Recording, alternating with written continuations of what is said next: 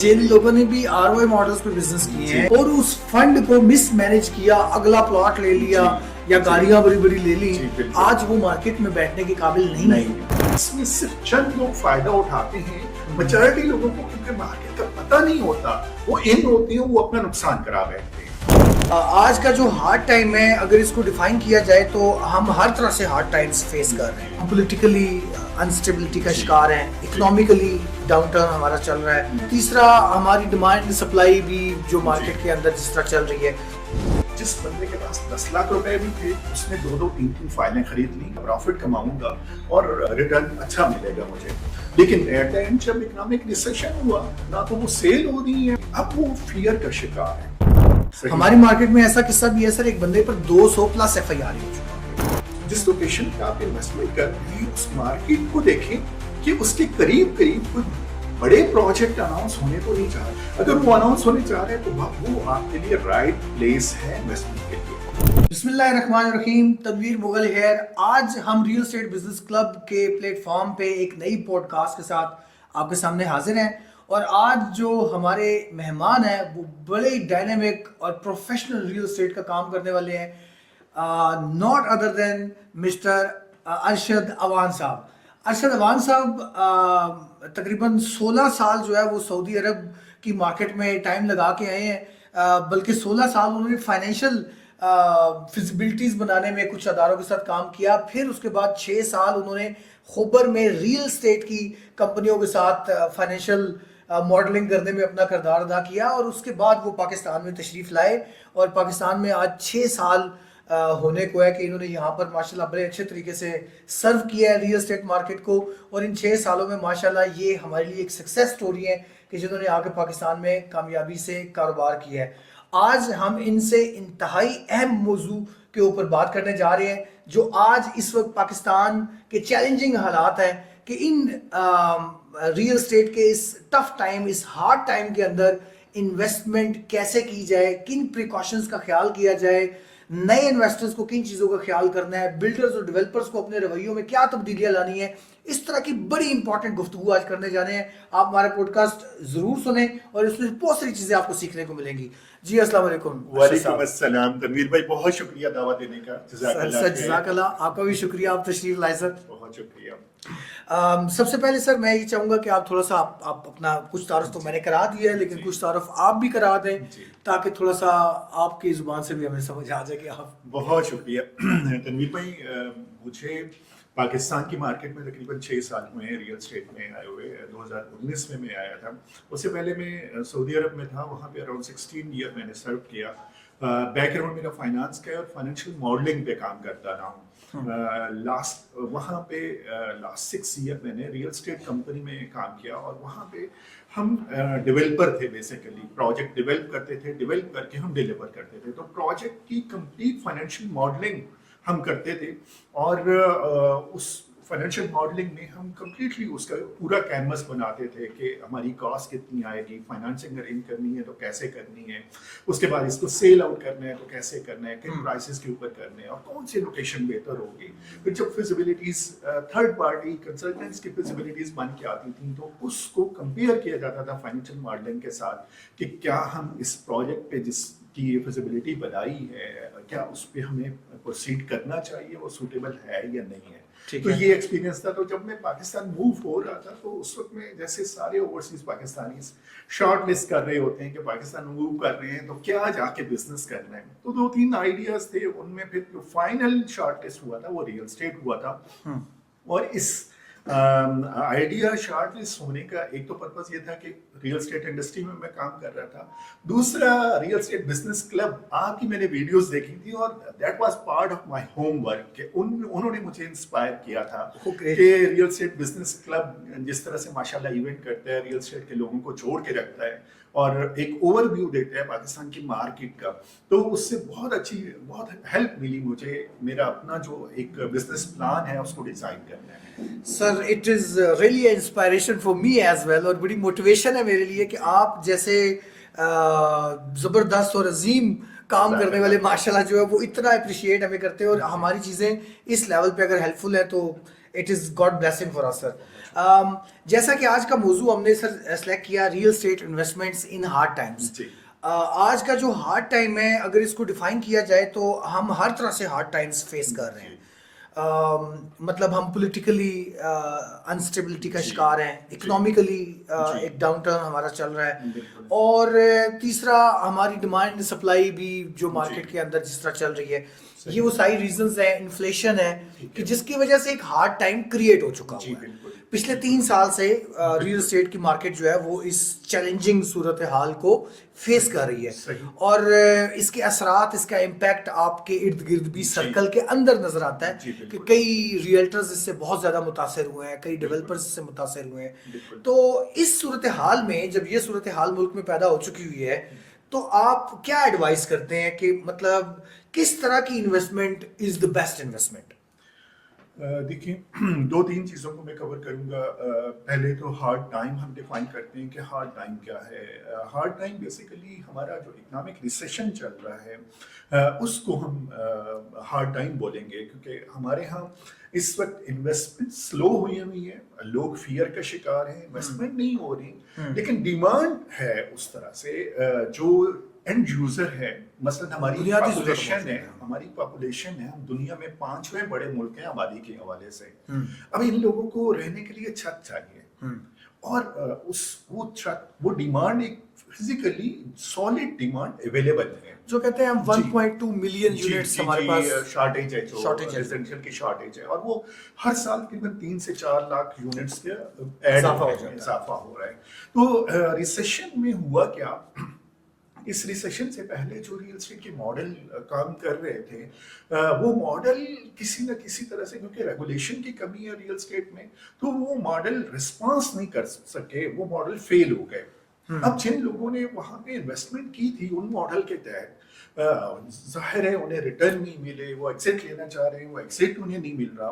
और इशू ये हुआ कि लोगों का एक मार्केटिंग कैंपेन रन की गई, और लोगों का जो माइंडसेट बनाया गया वो ट्रेडिंग का माइंडसेट बनाया गया। अब हम ये दो लफ्ज होते हैं, ट्रेडिंग और इन्वेस्टमेंट। हमें जब जब भी कोई इन्वेस्टमेंट करनी होती है तो हमें डिफाइन करना होता है कि हम ट्रेडिंग पर्पस के लिए जा रहे हैं या हम इन्वेस्टमेंट पर्पस के लिए जा रहे हैं। इन्वेस्टमेंट का मतलब होता है कि आप लॉन्ग टर्म, वॉरेन बफेट की तरह लॉन्ग टर्म इन्वेस्टमेंट करते हैं। लेकिन हमारे यहाँ जो इन्वेस्टमेंट्स की गई, जिस तरह से मार्केटिंग कैंपेन डिजाइन की गई, उसको ट्रेडिंग के माइंडसेट से की गई। लेकिन ट्रेडिंग का लिए ये होता है कि इसमें सिर्फ चंद लोग फायदा उठाते हैं, मेजॉरिटी लोगों को क्योंकि मार्केट का पता नहीं होता, वो इन होते हैं, वो अपना नुकसान करा बैठते हैं। ये ट्रेडिंग का जो फार्मूला है, ये सेम स्टॉक मार्केट में भी इसी तरह से होता है, बिटकॉइन में, क्रिप्टो में भी इसी तरह से होता है कि अगर आप ट्रेडिंग माइंडसेट के साथ जाते हैं तो आपके पास स्किल होना चाहिए उस मार्केट में काम करने के लिए। इन किस टाइम जी होना है, आउट किस बिल्कुल टाइम होना है, ये सबसे बिल्कुल टेक्निकल बिल्कुल। है। तो ये एक्चुअली मिस्टेक हुई हमारी रियल एस्टेट मार्केट में कि मार्केटिंग कैंपेन के थ्रू लोगों का माइंडसेट ट्रेडिंग का बनाया गया। जिस बंदे के पास 10 लाख रुपए भी थे, उसने 2-2 3-3 फाइलें खरीद ली कि मुझे रिटर्न मिलेगा, प्रॉफिट कमाऊंगा और रिटर्न अच्छा मिलेगा मुझे। लेकिन एट द एंड जब इकोनॉमिक रिसेशन हुआ तो वो तीनों फाइलें उसे ना तो वो सेल हो रही हैं, मर्ज भी करवा रहे हैं, और चीजें डिस्टर्ब हुई हैं। अब वो फियर का शिकार है। अब वो सोच रहे हैं इस सारी सिचुएशन में मैं अब कहाँ इन्वेस्ट करूं, क्या करूं। तो वो जरा सा घबराया हुआ है। इस सिचुएशन में हमने उसे एडवाइस करना है बेसिकली कि आपको इस वक्त कौन कौन से सेगमेंट हैं जहां पे आपको इन्वेस्टमेंट करनी चाहिए, और जहां जो सॉलिड इन्वेस्टमेंट होगी, जो रिस्क फ्री होगी, जो अगर आप एग्जिट लेना चाहें एग्जिट ले सकते हैं। मसलन 5 चीजें आप देखते हैं कहीं पे भी रियल एस्टेट में इन्वेस्टमेंट के लिए। पहली, लोकेशन आपकी, कि लोकेशन आपकी अच्छी होनी चाहिए। दूसरी, आपको वहां पे अप्रिसिएशन मिलना चाहिए। तीसरा, वहां पे आपको रेंटल बेहतर मिलना चाहिए। फोर्थ, आपको उस जिस लोकेशन पे आप इन्वेस्टमेंट कर रहे हैं उस मार्केट को देखें कि उसके करीब करीब कोई बड़े प्रोजेक्ट अनाउंस होने तो नहीं जा रहे। गवर्नमेंट कोई प्रोजेक्ट अनाउंस कर रही है, जैसे रिंग रोड हो गया, जैसे टेक्नोलॉजी जोन ओपन होने जा रहे हैं, तो कोई ऐसा प्रोजेक्ट तो नहीं अनाउंस होने जा रहा। अगर वो अनाउंस होने जा रहे हैं तो वो आपके लिए राइट प्लेस है इन्वेस्टमेंट के लिए। और फिफ्थ, जो सबसे अहम है, वो ये कि अगर आपको वहां से एग्जिट लेना है तो क्या आप वो एग्जिट मिल जाएगा टाइमली मिल जाएगा, आप सेल आउट कर लेंगे। तो ये 5 चीजें आपको हर सूरत देखनी होती हैं रियल एस्टेट में इन्वेस्टमेंट करते हुए। ये तो आपने एक ऐसे असूल बताए हैं जो तो हर सूरत जी। उसका ख्याल रखना चाहिए। बिल्कुल। लेकिन ये जो हार्ड टाइम जिनका हमने इस वक्त जी। जिक्र किया है, जी। वो कहते हैं कि हार्ड टाइम भी कुछ अपॉर्चुनिटीज अपने साथ लेके बिल्कुल, आता है। बिल्कुल। तो आपके ख्याल में इस वक्त इस हार्ड टाइम के अंदर अपॉर्चुनिटी क्या है इन्वेस्टर्स के लिए एंड बायर्स के लिए? जी, यहाँ पे इस वक्त मैं आपको बताता हूँ कि कुछ ऐसी प्रोडक्ट है मार्केट के अंदर जो स्टिल बहुत रिस्क फ्री हैं, जिन पे रिटर्न लोगों को बहुत बेहतर मिल सकता है। हमारे यहाँ जो मार्केट्स हैं, चाहे वो रियल एस्टेट की मार्केट है, चाहे वो स्टॉक मार्केट है, उन मार्केट्स में जो एक्सपर्ट लोग होते हैं वो ओपिनियन ये देते हैं कि जब मार्केट रिसेशन में होती है तो वो बेस्ट टाइम होता है बाइंग Buying का। का। आपको इन्वेस्टमेंट करनी चाहिए, प्राइसेस कम होती हैं। जी। और जब मार्केट हार्ड होती है तो वो अगर आपको एग्जिट लेने तो आपको एग्जिट लेना चाहिए उस वक्त। तो एक तो ये कि इस रिसेशन में आप देखें कि आपको सॉलिड प्रोडक्ट कौन सी मिल रही है, उनको जाके बाइंग करें, उनमें इन्वेस्टमेंट करें, तो वो आपके लिए बेहतर हो सकती है।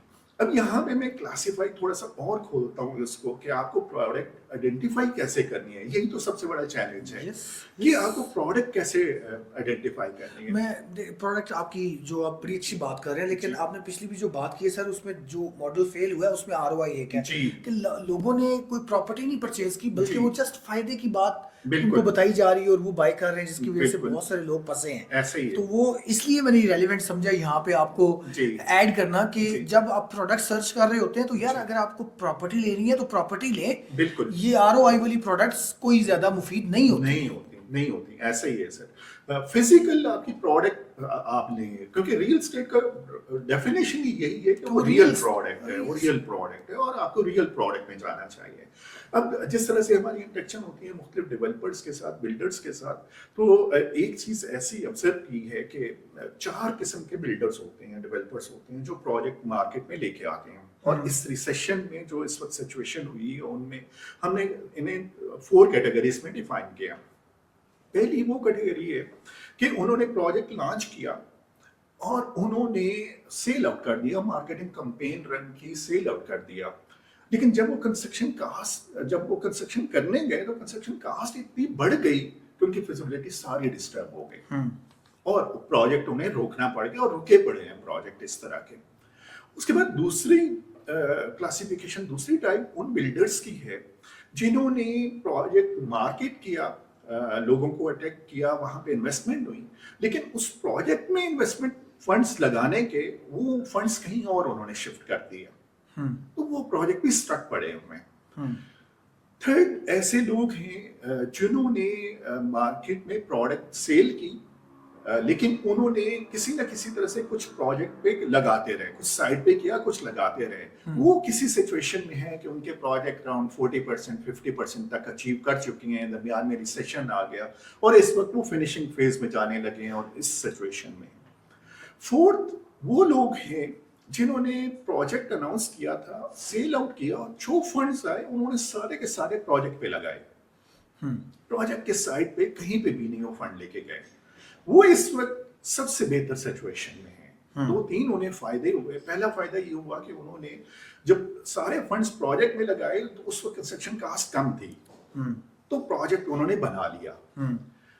सेकंड, जब वो प्रोजेक्ट बना लिया तो उनके पास जो यूनिट बच गए थे वो जब मार्केट में दिए तो वो बेस्ट यूनिट थे क्लाइंट के लिए कि बनी बनाई प्रोडक्ट उन्हें मिल रही है, उनका कोई रिस्क नहीं है किसी तरह का कि कब बनेगा, कब डिलीवर होगा।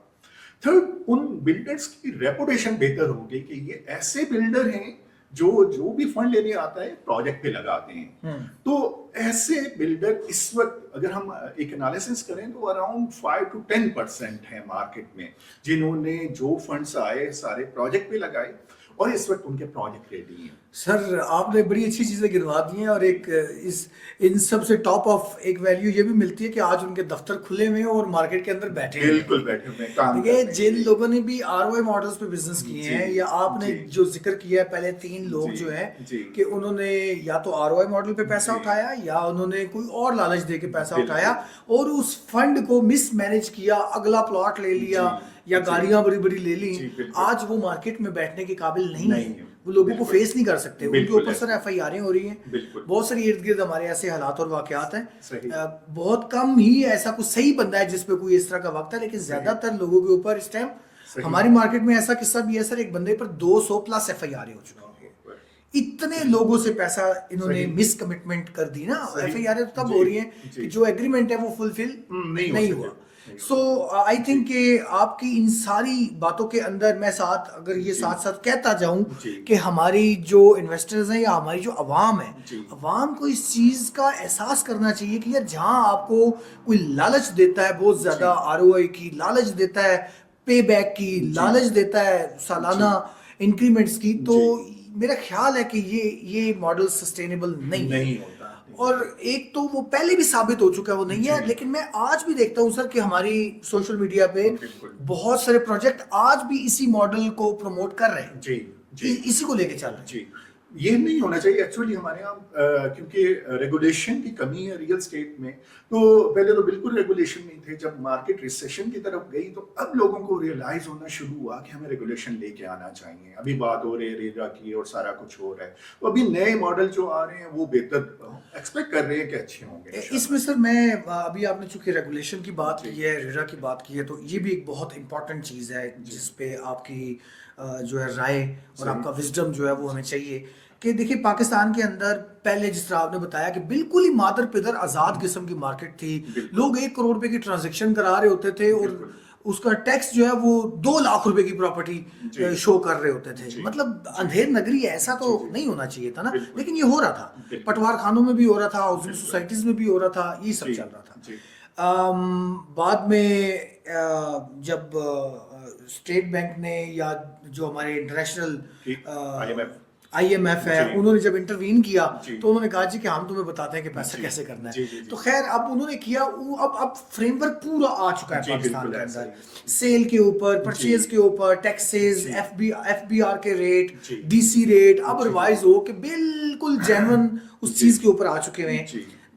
This is one of the element जिसकी वजह से मार्केट बंद थी। जी। मेरे ख्याल से दुनिया जी। में बाकी जगह पे भी जब जी। गवर्नमेंट लेवल पे जी। इस तरह की टैक्सेशन या निजाम जब तब्दील हो रहा होता है, जी। तो जब तब्दील एक हो रहा टेम्परेरी होता है टाइम ना, आता है तो क्लोज होती हाँ है वो चीजें। जी। बिजनेस नहीं चलता उस जी, दौरान, बिल्कुल, बिल्कुल। क्योंकि अनसर्टेनिटी होती है, लोगों को पता नहीं बिल्कुल, होता। बिल्कुल। आज जी। ये सब कुछ हो चुका हुआ है। जी, ऐसे ही। जो होना था, ऐसे ही। जो टैक्सेशन होनी थी, ऐसे ही। जो इन्होंने सब काम करने थे वो कर दिए, बिल्कुल। अब हो गए। बिल्कुल। ये भी एक पॉजिटिव चीज है कि इसके बाद अब जी। चीजें जी। रेगुलराइज हो जाएंगी, चल जाएंगी। बिल्कुल। माय क्वेश्चन इज कि ये जो टैक्सेशन का निज़ाम नाफिज हुआ है अब, जी। ये अब वो निज़ाम हो गया है जो बाकी दुनिया में जी। नाफिज है, पहले जी। जो इधर नहीं था। जी। अब इसको आप कैसे देखते हैं कि इसका पॉजिटिव इम्पैक्ट आना है, इसका नेगेटिव इम्पैक्ट आना है, मार्केट कैसे बिहेव करिए इसको? देखिए, जब मैं दोनों इसके पॉजिटिव इम्पैक्ट भी मैं बताता हूँ आपको और नेगेटिव इम्पैक्ट भी बताता हूँ। पॉजिटिव इम्पैक्ट ये आया कि मार्केट कंट्रोल हो गई।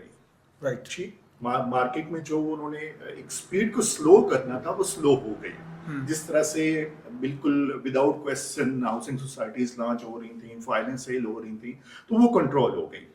लेकिन जो नेगेटिव इम्पैक्ट आया, नेगेटिव इम्पैक्ट ये आया कि ट्रांजैक्शन बिल्कुल स्लो हो गई। Genuine काम भी रोक दिया है। जी, जो जेन्युइन एक डिमांड थी हमारी पॉपुलेशन की, वो भी रुक गई। और उसका असर अभी इस वक्त ये आ रहा है कि किसी भी आप अच्छी मार्केट में चले जाएं, सोसाइटी में चले जाएं, वहां पे रेंट प्रॉपर्टीज नहीं मिल रही। लोग जो सालों से रेंट पे रह रहे थे और स्विच ओवर करते हैं किसी और लोकेशन के ऊपर, तो अभी प्रॉपर्टीज नहीं मिल रही। और रीजन यही था कि कंस्ट्रक्शन कॉस्ट बढ़ गई, टैक्सेस बढ़ गए, लोगों ने प्रॉपर्टीज में इन्वेस्टमेंट कम की, तो अभी स्लो डाउन हुआ है।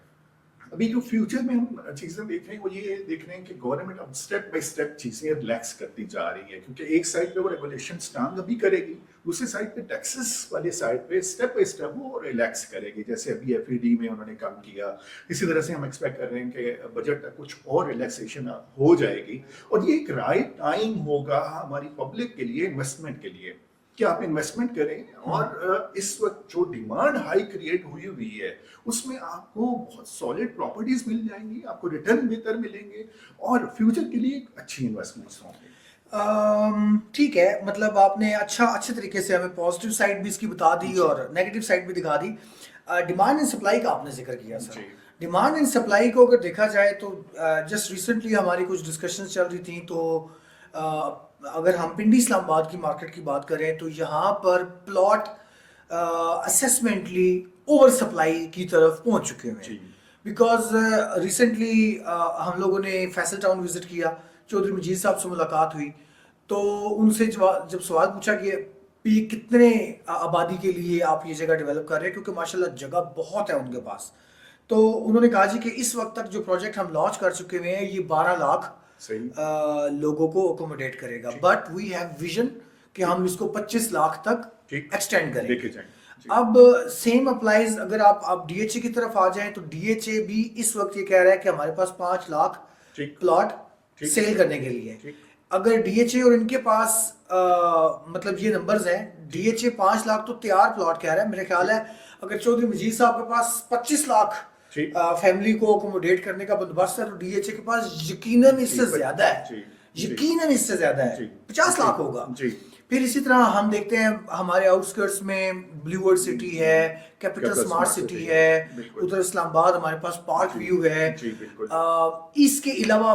बहरिया टाउन है, इसके अलावा जो प्राइवेट लैंड्स सेल हो रही हैं जी और जितनी एक्सपेंशन लेतरहार रोड जी पे हो रही है, चक्री जी रोड पे हो रही है, जी अडियाला रोड पे हो रही है, चकबेली रोड पे हो रही है, जी तो प्लॉट्स जो है ना ये तो ओवर सप्लाई ओवर सप्लाइड है। जी जी जी जी जी इतनी जरूरत तो नहीं है, जी मतलब पिंडी इस्लामाबाद की सारी आबादी मिला के जी 8 मिलियन है, जी बिल्कुल 8 मिलियन की टोटल आबादी है। और जो बात अभी मैंने की है सर जी कि हम तो 8 मिलियन इस टाइम हमारे पास और प्लॉट है, जी जितना शहर जितनी आबादी हमारे पास मौजूद है इसकी डबल जी का जी जी बंदोबस्त सप्लाई आज भी हमारे पास मौजूद जी है। जी तो आप नहीं समझते कि ये जो रेट और ये जो इन्वेस्टमेंट सर्कल जो डिस्टर्ब हुआ हुआ है, it is because of demand and supply formula? देखिए जो प्योरली इन्वेस्टमेंट पर्पस के लिए लोग कर रहे हैं तो शायद प्लॉट्स एक सेगमेंट नहीं रहेगा इन्वेस्टमेंट पर्पस के लिए, लोगों को एप्रिसिएशन नहीं मिलेगी ठीक ओके, है हाँ लेकिन इसलिए मैं जी पूछ रहा था ना ये। जी जी बिल्कुल, तो लोगों को एप्रिसिएशन प्लॉट्स में नहीं मिलेगी,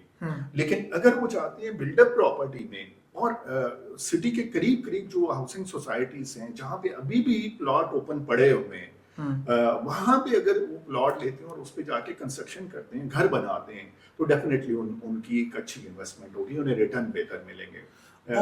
लेकिन हमारा एक्चुअली लोगों का माइंडसेट ये है कि वो अभी तक पिंडी इस्लामाबाद में लोग प्लॉट्स पे जाते हैं, लोग अपार्टमेंट्स का अभी थोड़ा सा ट्रेंड शुरू हुआ है, जो अपार्टमेंट लेना लोगों ने शुरू किए हैं, तो प्लॉट अगर लेंगे तो जहन में ये रखें कि इसमें आपको एप्रिसिएशन नहीं मिलेगी, आप इस पर्पस के लिए लें कि नेक्स्ट 4 to 5 ईयर में आपने अपना घर बनाना है और उस पर्पस के लिए आप ले रहे हैं, बच्चों के लिए ले रहे हैं, तो इस पर्पस के लिए आप जाएं।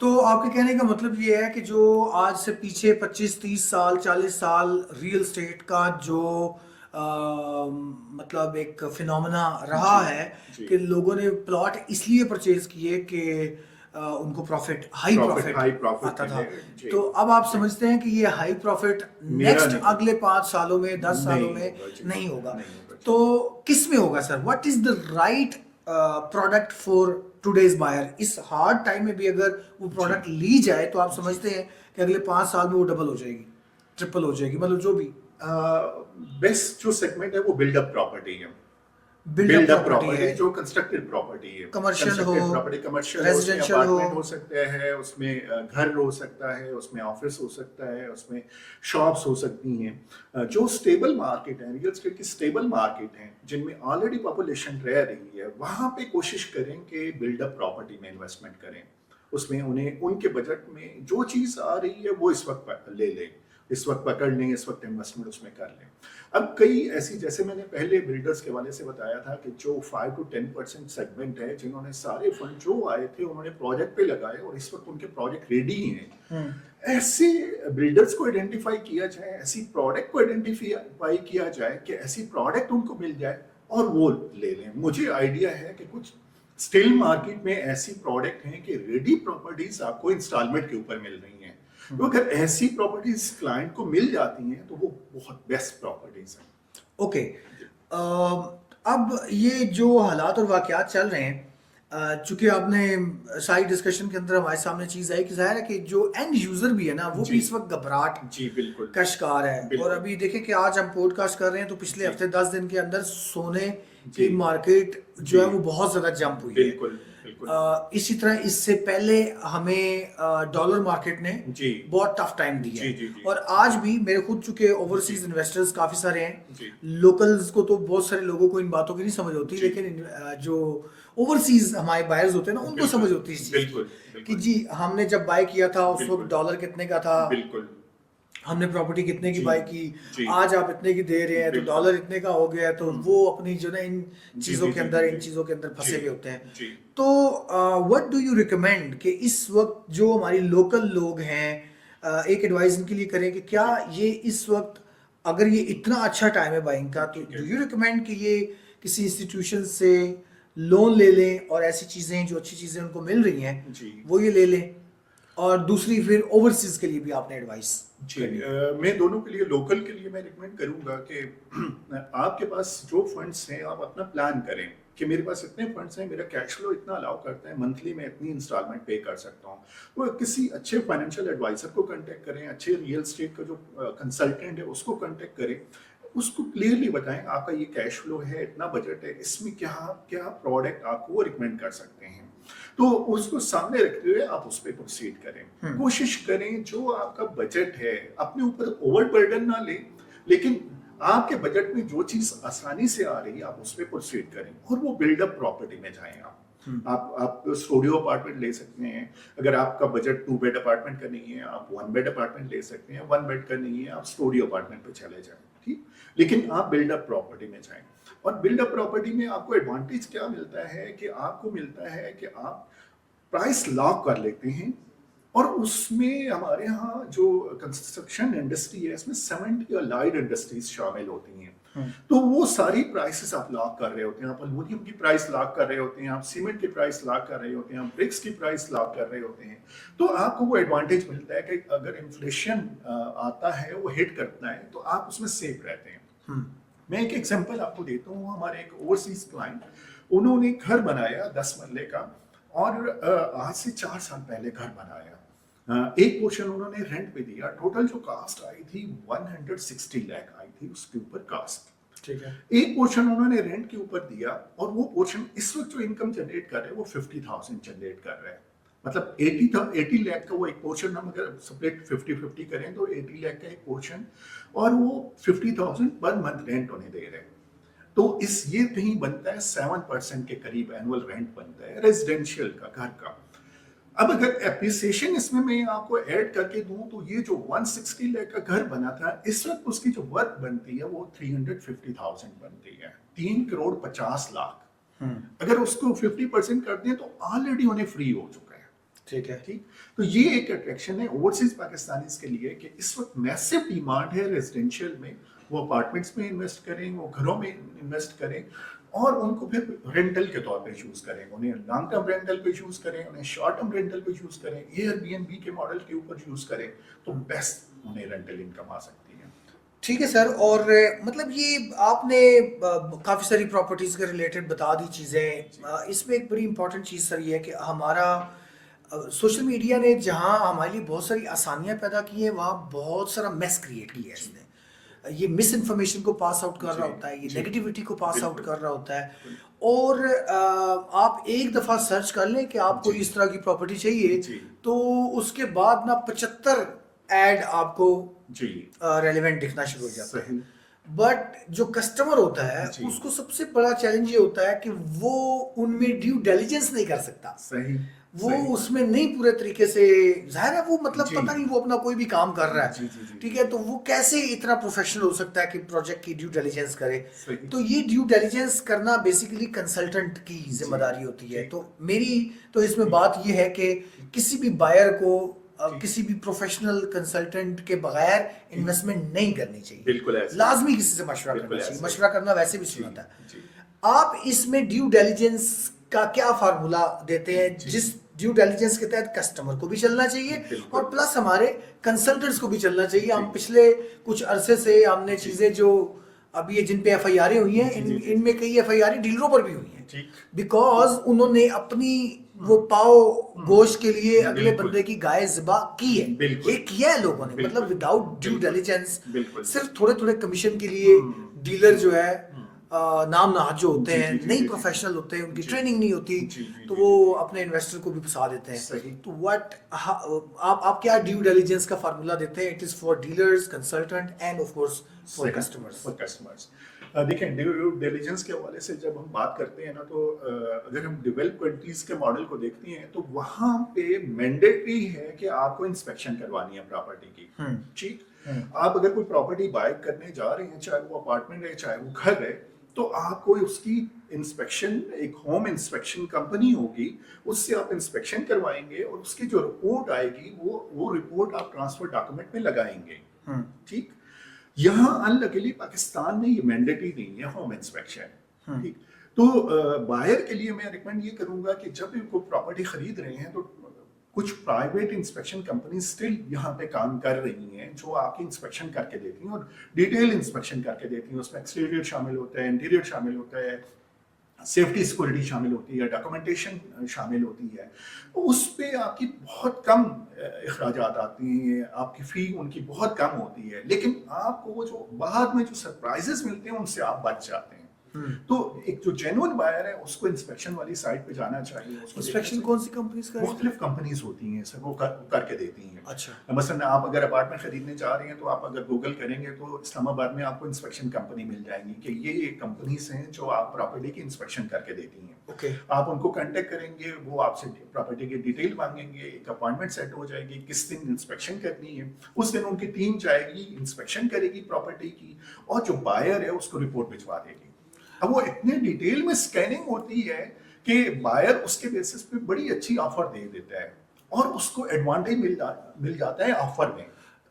अच्छा, this is new thing for me. जी, जी, जी, पार्क जी, व्हील जी, से गाड़ी की इंस्पेक्शंस तो जी, हमने जी, कराई जी, है, जी, जी, जी, लिटरली home मैंने inspection। भी अभी तक जो है ना अच्छा, प्रॉपर्टी जी, जी, इंस्पेक्शन जी, नहीं जी, करवाई जी, है। जी। हम लोग करते हैं, हमारी कंपनी करती है। ठीक है। हम लोगों ने प्रोजेक्ट यहाँ आपके बहरिया में की है, मरीन में की है, इस्लामाबाद में की है। ठीक है। तो और इसमें जो हमारा एक्सपीरियंस है वो एक्सपीरियंस ये है कि जो हमारे ओवरसीज क्लाइंट होते हैं वो यूज्ड टू होते हैं, क्योंकि वहाँ पे इंस्पेक्शन हो रही होती है, तो वो हमें कांटेक्ट करते हैं और उनकी प्रॉपर्टी को हम इंस्पेक्शन करके देते हैं। लेकिन लोकल जो क्लाइंट है उससे अंदाजा नहीं होता, वो किसी ठेकेदार को पकड़ लेता है, किसी बिल्डर को पकड़ लेता है और दोस्त को पकड़ता है, वो आधे घंटे के लिए जाते हैं घर देख के तो यस या नो कर देते हैं। जी जी, विदाउट एनी फ्रेमवर्क। जी बिल्कुल। ये तो हो गया जेन्युइन बायर के लिए कि उससे ड्यू डिलिजेंस कैसे करनी है। अब आ जाती है रियल्टर के लिए। तो अभी जो नए मॉडल आ रहे हैं वो सारे नए मॉडल ऐसे आ रहे हैं कि कोई भी प्रोजेक्ट होगा उसकी डॉक्यूमेंटेशन वो अपनी वेबसाइट पे देंगे। इसका एनओसी है, ये कंपनी है, ये जो लैंड है इस कंपनी के नाम पे है, ये किसी इंडिविजुअल के नाम पे नहीं है। राइट। तो एक चेकलिस्ट मिल जाती है कि रियल्टर को वो चेकलिस्ट को फॉलो करना चाहिए और उसको सामने रखते हुए प्रोजेक्ट पे जाना चाहिए। Great sir. और चूंकि आज का हमारा मौजू है real estate investments in hard times, do you have any example around you कि जिसने पिछले इन 2-3 सालों में इन्वेस्टमेंट करके कोई फायदा कमाया? जी बिल्कुल, ऐसे लोग हैं जिन्होंने बिल्डअप प्रॉपर्टीज में इन्वेस्टमेंट्स की थी। राइट। मैं एग्जांपल आपको दे देता हूँ। बहुत हाई रेज के प्रोजेक्ट थे, उसमें इनिशियली अपार्टमेंट जो बुकिंग हुई थी वो 2020 में अराउंड 7,500 पर स्क्वायर फीट पे हुई थी। ठीक। और इस वक्त वहां पे जो बुकिंग हो रही है वो 18,500 पे हो रही है। ठीक। तो अराउंड 11,000 पर स्क्वायर फीट का रेट का एडवांटेज उनको मिल गया जो जिन लोगों ने पहले इन्वेस्टमेंट की थी। राइट। ठीक। तो ऐसे स्टिल कई लोगों को मैं जानता हूं जिन्होंने सॉलिड इन्वेस्टमेंट की थी और उन्हें रिटर्न मिले। ठीक है। और ये सारी आपने बिल्ट अप प्रॉपर्टीज जी, बिल्ड अप प्रॉपर्टीज की किया है, तो सच जबरदस्त, बहुत अच्छे तरीके से आपने सारी चीज़ों को बयान किया है। तो हमारे जो रियल एस्टेट बिजनेस क्लब के नए मेंबर्स हैं, क्योंकि हमारे मेंबर्स में बड़ी तादाद जो है ना उन लोगों की है जो रियल एस्टेट में आना चाह रहे हैं या नए नए आए हैं, साल 2 साल 3 साल, उन लोगों के लिए आप अपनी तो उस पर क्या उनको एक नसीहत करते हैं कि कैसे वो इस हार्ड टाइम में सरवाइव कर सकते हैं? मैं सजेस्ट करूंगा कि कोशिश करें कि वो अपना जो सर्कल ऑफ इन्फ्लुएंस है, आप देखेंगे रियल एस्टेट में इस वक्त अच्छे प्रोफेशनल लोग जो सीनियर लोग हैं कौन कौन काम कर रहे हैं, उनको अप्रोच करें, उनसे मीटिंग जाके करें, उनके साथ कॉफ़ी पिए, उनके साथ डिनर करें, उनके साथ लंच करें और चीज़ें डिस्कस करें, फिर लोगों से सीखने की कोशिश करें। ऐसे कामयाब लोगों के लिए जो जिनके प्रोजेक्ट अभी बहुत अच्छे चल रहे हैं, इस हार्ड टाइम में अच्छे चल रहे हैं, ऐसे रियल एस्टेट के लोग जो जिनकी अभी प्रैक्टिसेस, जिनकी ट्रांजैक्शन बहुत अच्छी हो रही हैं, उनसे सीखने की कोशिश करें और लर्निंग को कभी भी ना छोड़ें। रियल एस्टेट का जो पुराना मॉडल था वो ऑलमोस्ट अभी फेल होता हमें नजर आ रहा है और एक नया मॉडल आ रहा है। अब इस नए मॉडल में अगर हम देखेंगे तो जो एडॉप्ट करेंगे, जो फर्स्ट 5% लोग होंगे या 10% एडॉप्टर होंगे, वो फ्यूचर में विन करेंगे। तो आपको देखना है कि रियल एस्टेट का नया मॉडल क्या आ रहा है, कौन सी चीजें ऐसी आ रही हैं जो जो जो एक ट्रेंड सेट कर रही हैं रियल एस्टेट के फ्यूचर की रियल एस्टेट के लिए, ठीक है। उसको आपको एडॉप्ट करना है। सर हमने भी इसी एजुकेशन लाइन पे रहते हुए हमने एक फ्रेमवर्क आरईबीसी का बनाया है, लोगों को सिखाई भी है चीज़ें कि 3-4 चीज़ें मस्ट किसी भी प्रोजेक्ट के साथ जुड़ने से पहले करें।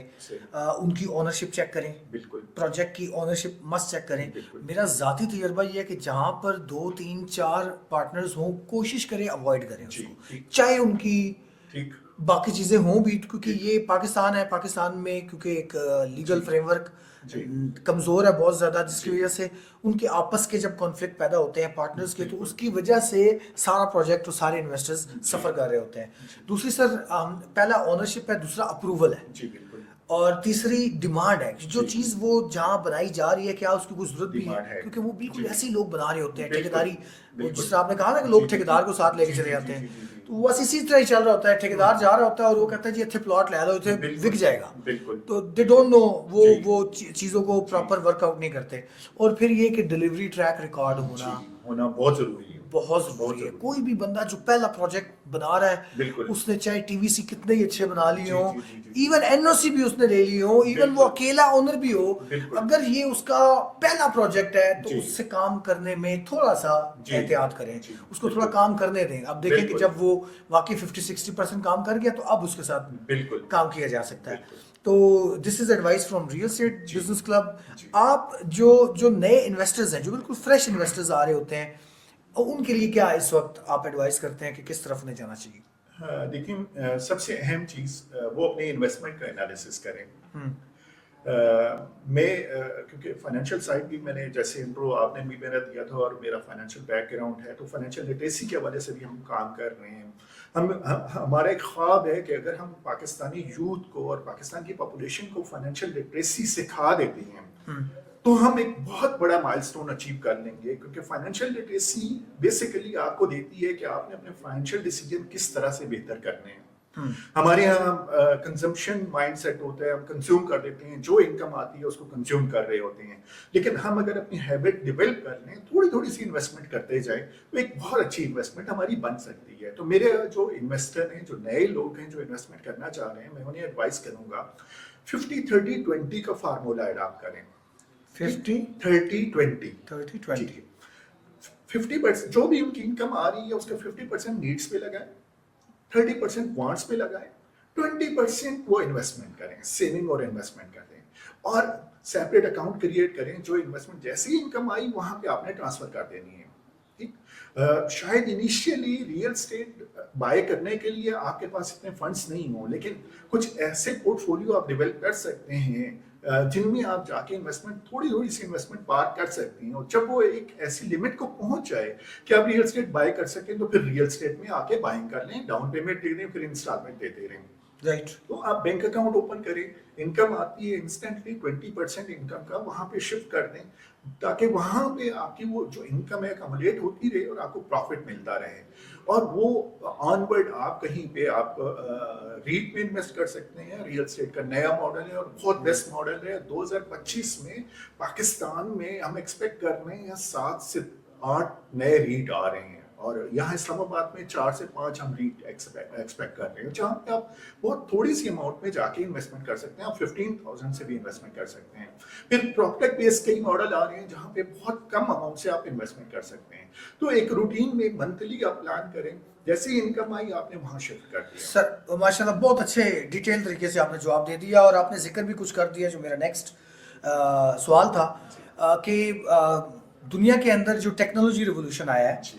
आज एआई रिवोल्यूशन बिल्कुल। आ चुका है। जब हम प्रॉपटेक का नाम लेते हैं तो मेरी समझ के अंदर ये आता है कि जो कंपनीज हैं उन्होंने सीआरएम इस्तेमाल करने हैं, ईआरपीज इस्तेमाल करें, जो बड़ी कंपनीज हैं, कंस्ट्रक्शन कंपनीज हैं।